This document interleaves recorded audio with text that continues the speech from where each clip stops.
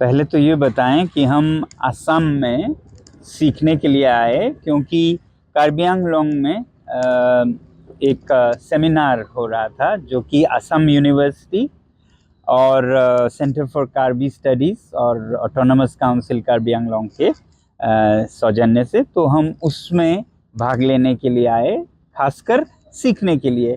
और आज क्योंकि एक दिन हमारे पास था, तो हम यहाँ दीमा हसाऊ में ऑटोनमस काउंसिल का और नेता जो काउंसिल के हैं हमारे, उनका तजुर्बा अनुभव कैसा रहा है, संरक्षण जो 6 शेड्यूल का है उसके बारे में आए। तो हमें लद्दाख में हम आप लोगों को मालूम होगा कि हम अपने संस्कृति और पर्यावरण के बचाव के लिए 6वें शेड्यूल पर बातचीत कर रहे हैं केंद्र सरकार से। तो यहाँ आकर हमें बहुत अच्छा लगा। मेरे साथ हमारे लद्दाख के एपेक्स बॉडी के चेयरमैन शेरिंग साहब भी हैं। तो हम, क्योंकि यही अभियान लद्दाख में चल रहा है, तो इस बारे में हम जानना चाहते थे कि जहाँ जहाँ ये प्रावधान है वहाँ क्या क्या हो रहा है। तो हमें बहुत अच्छा लगा कि इस संविधान के इस प्रावधान से, जो कि हमारे पूर्वजों ने 1950 में रखा, उसके वजह से यहाँ की जनजाति, संस्कृति, ज़मीन या फिर पर्यावरण, उन सब का काफ़ी बचाव हुआ है। हाँ, चुनौतियाँ ज़रूर हैं और उस पे और दोनों तरफ से वो होनी चाहिए बातचीत, और इसे और बेहतर कैसे बनाया जाए। तो यही सब हमने सीखा कि किस तरह से इस प्रावधान के वजह से इस असम के खासकर और पूर्वोत्तर के कई राज्यों में जनजातीय लोगों की संस्कृति का बहुत भला हुआ है, पर्यावरण का भी। जो देखा जाए तो अभी जो आप इनोवेशन में काफी अच्छा, अब ये अलग अलग स्तर पे ज़रूरी है। सरकार के स्तर पे तो है कि जो नाजुक इलाके हैं उनका संरक्षण किया जाए, वो चाहे फिर लद्दाख हिमालय के पार हो, या फिर यहाँ पूर्वोत्तर में कार्बी आंगलोंग हो, दीमा हसाऊ हो, या मध्य भारत में हो।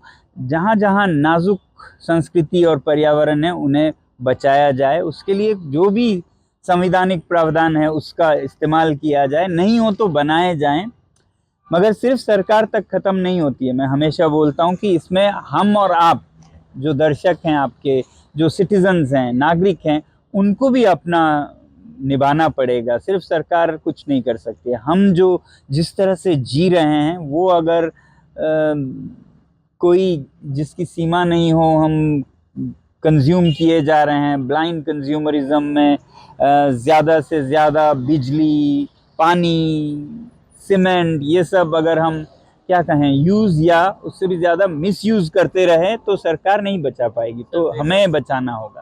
सर देखा जाए तो अब हमें फिर से वो जनजातीकरण वाली लाइफस्टाइल चूज करनी चाहिए या फिर हमें वही कॉन्क्रीट के साथ रहना चाहिए? देखिए, संतुलन चाहिए, संतुलन।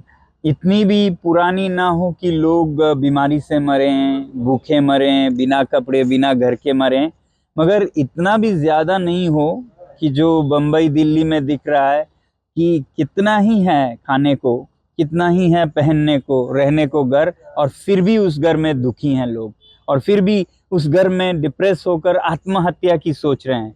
तो संतुलन में हो तो बेहतरीन है, उससे आप भी खुशी से जी पाएंगे और जो पशु पक्षी हैं वो भी, और आपकी आने वाली पीढ़ियां भी।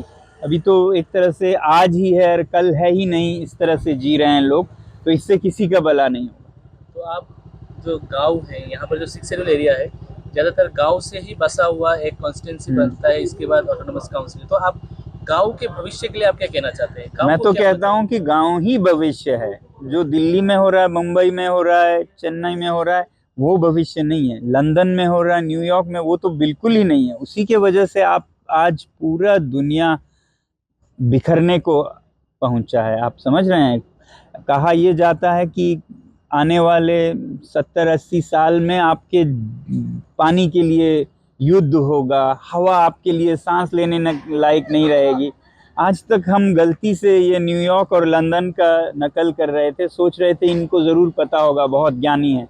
अब पता चल रहा है वो कितना खोखला ज्ञान था, और सच्चा ज्ञान हमारे गाँव में, और वो भी जनजातीय गाँवों में, तो इसलिए जनजातीय संस्कृति को भारत की पारंपरिक ज्ञान, मौलिक ज्ञान, जिसे कहते हैं एंशिएंट विजडम, वो मान के हमें बहुत ही विनम्रता से सीखने की ज़रूरत है, ताकि हम जी सकें आज भी और कल भी। तो ये सीख हमें न्यूयॉर्क लंदन से नहीं मिलेगी, दिमा हसाओ के गांव से मिलेगी, कार्बी आंगलोंग के गांव से, लद्दाख के गांव से मिलेगी। सिर्फ वो विनम्रता होनी चाहिए कि सीखना चाहिए, चाहे हम जितना खुद को शिक्षित माने, मगर वो शिक्षित उसी हिसाब के हैं, न्यूयॉर्क वाले, लंदन वाले। उसी हिसाब से जीना है तो और 5 पृथ्वी चाहिए भारत को ही, कि वो उनकी तरह जिए। तो और 5 पृथ्वी तो है नहीं, यही है जो भी है। तो इसलिए हमें ही बदलना होगा जीवन शैली।